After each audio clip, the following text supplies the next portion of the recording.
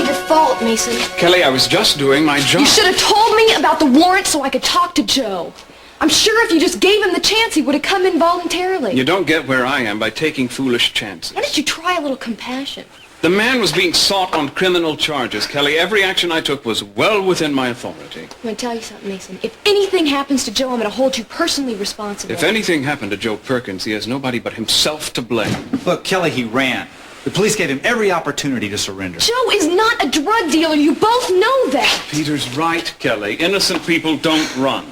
He was scared, Mason. He knows he can't trust anybody in this town.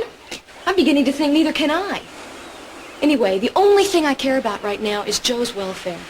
Believe me, that's all I care about as well. So what's going on? I have a right to know. I've told you I've stationed policemen up and down the beach for 10 miles in either direction.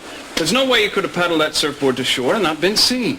Kelly, there were some big waves last night. I could hear them from my apartment. There was a tropical storm off Baja. So what? Maybe he could have swam more than the 10 miles. No, not in these seas. That's impossible. My theory is that he paddled out further, maybe to an oil rig. If that's the case, then the Coast Guard will find him. No, it's going to be better in daylight, too. So you have notified the Coast Guard. Well, that's something. Kelly, you seem to have it in your mind that I don't want to find Joe. That's absolutely wrong. I'm hoping, as is Peter, that Joe is safe and well. Oh, so you can put him back in jail, Mason? You know what? When I was living at home, it was difficult for me to see the real you. But looking at you now, I see what a very pathetic and very sad individual you are. Well, I'm sorry you feel that way.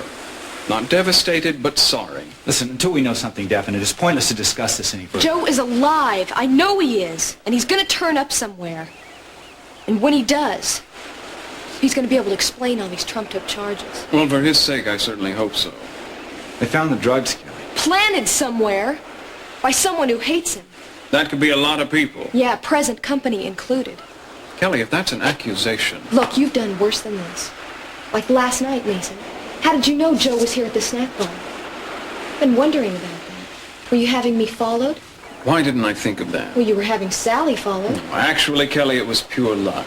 As soon as I issued the warrant, I had men stationed at all Joe's usual hangouts. One of them spotted him here, called me, and the rest you know. Now, 10 hours is a long time in the ocean, Kelly. Even if he is on a surfboard, it'll be a miracle if they find him. How many times do I have to tell you Joe is safe and well?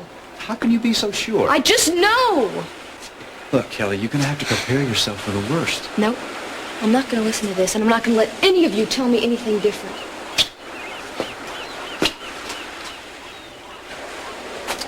Thanks for not mentioning my involvement, Mason. Well, I didn't see the point. Well, you're lucky, Peter. For the time being, she'll be directing her anger at me. You don't mind? No, I'm used to it. You, on the other hand, are going to come off quite the good guy. Role I'm sure you'll play with your usual aplomb. And who knows? Maybe we'll find Joe belly up out there. Then you'll have Kelly all to yourself. You know, there is a chance that he managed to elude the police and get back to shore safely. Then the Coast Guard will pick him up. You better hope so, Mason. Because if they don't, it's your fault. Mm-hmm. And if he's found dead, it could well be deduced that you were responsible. Think about that, Peter. Think how Kelly will react to that little tidbit.